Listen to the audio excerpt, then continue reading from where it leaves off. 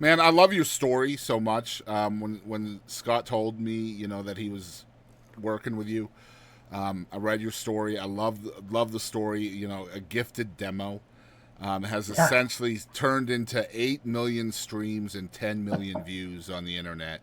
Um, Wow, it's crazy when you say it that way. It just yeah, hit me right now. yeah, Yeah, it's that insane, isn't it? it is. Yeah. It is And insane. so, like, even like part of your story is working full time in a manufacturing plant. Oh, I've And worked then so many different I would jobs. love to hear what the catalyst was. I understand the gifted demo, and you obviously having talent and all of that. But what was the catalyst to moving to Nashville in 2012 and kind of giving this the attention you felt it deserved?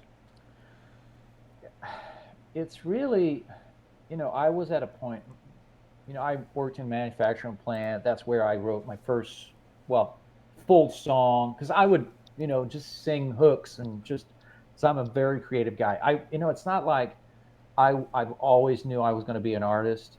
Like a lot of artists, they're like, oh, I went to see this show, this concert, and instantly I knew that's what I wanted to Mm-hmm. be in live and started singing, started, scratching the guitar.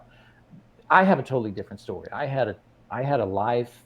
At the end I was a sales rep on the road, taking care of the house, the pool, the lawn, fixing the dryer, and taking care of everything, the family.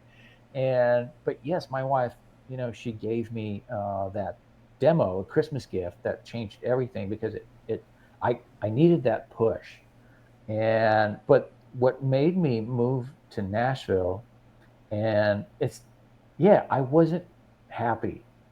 I was I wasn't healthy. I wasn't eating right. I wasn't fit, and it's just like, yeah, let's do this. And also, one of the reasons I moved to Nashville is it's another crazy story. Uh, I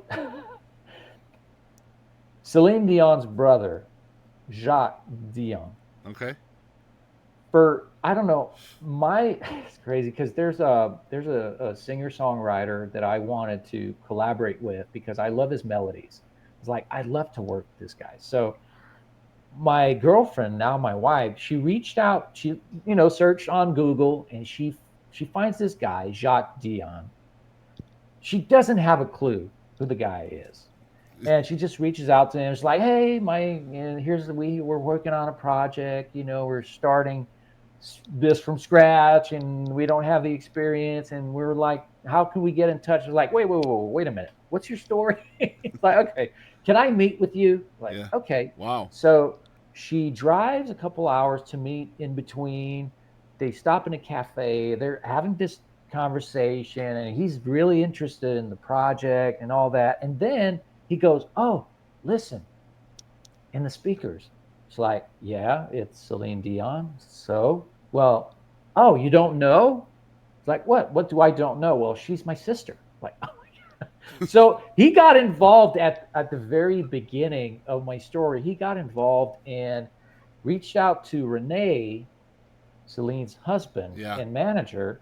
And Renee reached out to Sony Nashville and everything and arranged a meeting with Jim Catino, who was the big A&R at Sony Music Yeah. Yeah. Nashville back in the day.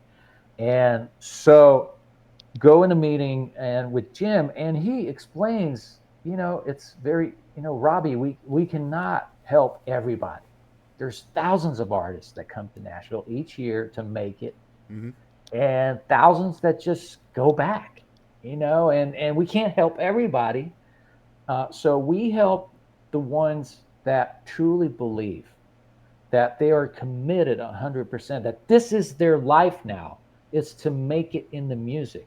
They're not here a weekend here and there trying, or 6 months and then go back home and then, and see, oh, let's see what happens. No, they make it happen. So they Mm-hmm. move to Nashville and make it happen. It's their life. It's their plan A, it's their plan B, it's their plan C. That's what they're doing. And that's the kind of artists that we help. Yeah. So it's like, oh, so if we're serious about this, we moved to Nashville. So that's what we did. We moved to Nashville and committed 100%. Yeah, and it kind of worked out. It pretty did. good at the Absolutely. beginning. Yeah, Yeah. yeah. So first of all, I got to say your wife is obviously a badass. Oh I yeah. love Oh, that. Like, totally. I mean, she's such an integral part of your story, isn't she? Like, Oh yeah, yeah, totally. it's So, and you know what's crazy? Other crazy is, I was working on the project with Jimmy Nichols. He's the first producer I had in Nashville that I was introduced to by Tom Roach. And then his buddy Frank Myers came along, wrote "I Swear," hmm "Tomorrow." Hit songwriter, yeah. Grammy Award winner. And so we're working on this project, and we have a bunch of songs. I had done a few co-writes, and I had a co-write that was planned with Frank and his buddy Anthony Smith. They wrote "Tomorrow" with Yeah, I Chris know Young. Anthony Smith as well. Yeah, Yeah, phenomenal songwriter. yeah, so that was scheduled, and then I get a phone call. It's like, okay, Robbie, we've got enough song for the project, so we're not going to do the co-write. It's like, oh, okay. Then I tell that to my wife, and she's like, "What are you talking about? They wrote Tomorrow. You're just gonna not do it? Are you crazy? You call him back and say, hey, I think something's going to come out of this, and I really want to do it."